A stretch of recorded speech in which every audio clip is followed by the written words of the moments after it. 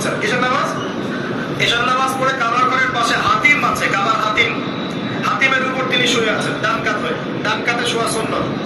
ডান কাতে শুয়ে আছেন, তন্দ্রা ভাব, পরিপূর্ণ ঘুম আসে নাই। নবীদের কিন্তু ঘুম নাই। নবীদের ঘুমটাও কিন্তু, নবীদের ঘুমের মধ্যে যা আসে আল্লাহর পক্ষ থেকে সেটা বলি। নবীদের দেহ ঘুমায়, অন্তর কিন্তু ঘুমায় না, মনে রাখবেন। নবীদের কি ঘুমায় না?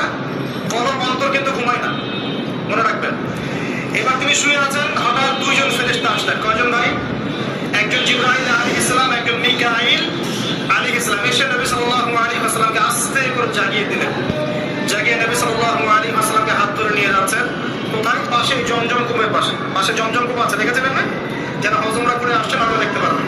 এই জামজাম আগের মতো তো নাই, একটা আইডিয়া পাবেন আর কি। জামজাম কূপের পাশে নিয়ে গিয়ে নবী সাল্লাল্লাহু আলাইহি ওয়াসাল্লামকে আবার আস্তে করে শুয়ে দেওয়া।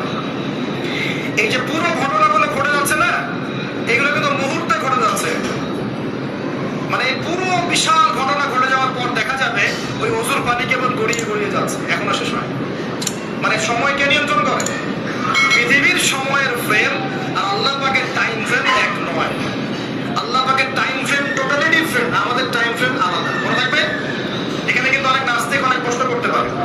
এবার শুয়ে দেওয়ার পর নবী সাল্লাল্লাহু আলাইহি ওয়াসাল্লামের বুকটাকে একদম এই গলার নিচ থেকে নিয়ে যেখানে লোম ওঠে নাভি, এই নাভি পর্যন্ত চিরে দেওয়া হয়েছে জীবিত অবস্থাতেই, জীবিত অবস্থাতেই।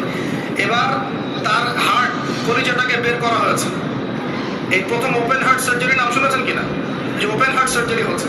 এবার এই কলিজাটাকে প্রথমে জমজমের পানি দিয়ে ধোয়া হয়েছে। কিসের পানি? জমজমের পানির মধ্যে শেফা আছে। যাদের অসুস্থতা আছে জমজমের পানিতে সূরা ফাতিহা ফু দিয়ে খাবেন, ইনশাআল্লাহ শেফা হয়ে যাবে। ইনশাআল্লাহ শেফা হবে।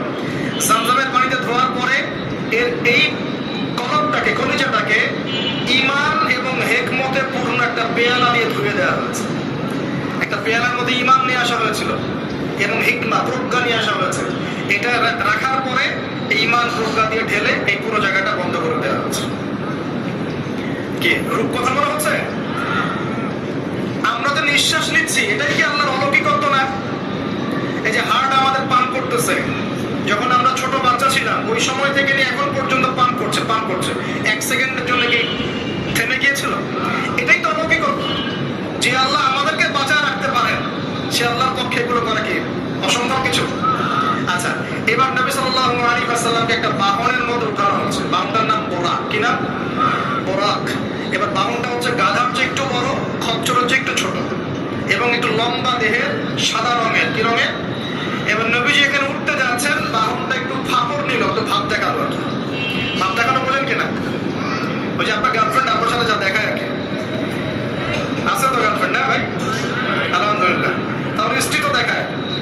এই স্ত্রী ভাব দেখালে সবর করতে হবে। কি করতে হবে? স্ত্রী ভাব দেখালে সবর করতে হবে, চুপ থাকতে হবে। এগুলো টিপস শেখেন, তাহলে বড় সমস্যা হতে পারবে। স্ত্রী ভাব দেখাতে পারে, তখন সবর করতে হবে, চুপ থাকতে হবে। পরে দেখবেন ভাব নিজেই আবার ঠান্ডা হয়ে গেছে। ঠিক আছে? আর নিজে গরম হয়ে গেলে সমস্যা। আপনি গরম হয়ে গেলে পুরো একদম তরকারি পুরো যাবে একেবারে। কথা বুঝতে পারছেন? আল্লাহ বোঝার তৌফিক দান করুন। বোরাকটা ভাব নিচ্ছে আর কি। এখন বোরাককে জিবরাইল আলাইহিস সালাম বলছেন, এই শোনো, তোমাকে সৃষ্টি করার পর থেকে, ভালো করে শোনেন, তোমাকে সৃষ্টি করার পর থেকে মুহাম্মদ সাল্লাল্লাহু আলাইহি ওয়াসাল্লামের যে শ্রেষ্ঠ কোনো মানুষ তোমার গায়ে পারে নাই। বলেন আল্লাহু আকবার। বলেন আল্লাহুম্মা সাল্লি আলা মুহাম্মদ, আল্লাহুম্মা বারিক আলা মুহাম্মদ। তোমাকে সৃষ্টি করার পর থেকে মুহাম্মাদের চেয়ে সাল্লাল্লাহু আলাইহি ওয়াসাল্লাম শ্রেষ্ঠ কোনো মানুষ তোমার পিছে ওঠে নাই। সুবহানাল্লাহ। জান্নাত থেকে বাহনটা নিয়ে আসা হয়েছে। কোথা থেকে? জান্নাত থেকে। এবার তিনি বোরাকে উঠলেন। বোরাক, আচ্ছা, বোরাক এই কথা শুনে কি করবো? বোরাক এই কথা শুনে ভাব তো চলে গেলই গেল, তো ঘামা শুরু করেছে, ঘামা শুরু করেছে, ঘামতে শুরু করেছে। অনেক সময় হয় না যে বড় কোনো ব্যক্তির সামনে গিয়ে থরথর করে ঘামা শুরু করেছে, ও ঘামা শুরু করেছে। এবার নবী সাল্লাল্লাহু আলাইহি ওয়াসাল্লাম উঠে বসলেন, বিসমিল্লাহ। এবার চলছে। কোথার দিক, কোন উদ্দেশ্যে চলছে? ওই যে জেরুজালেম, নাম শুনেছেন কিনা? ওই যে জায়গাটা ইহুদিরা এখন দখল করে রাখছে আর কি। এবং তারা দাবি করে ওই জায়গা নাকি ওদের। মসজিদুল আকসাকে সরিয়ে এখন টেম্পল নির্মাণ করার চেষ্টা করছে আর কি। লাস্ট কয়েকদিন দেখলাম যে ওখানে খুব বোম্বিং হচ্ছে, ফিলিস্তিনি ভাই বোনদেরকে মারা হচ্ছে, বাচ্চাদেরকে মারা হচ্ছে, আর বলছে ফিলিস্তিন থেকে দেখলেই গুলি করে মেরে ফেলতে। ওরাই তারা বিশ্বাস করেন না অনেকে। এরাই তারা যারা দাজ্জালকে অনুসরণ করবে, দেখে নিয়েছে আপনি।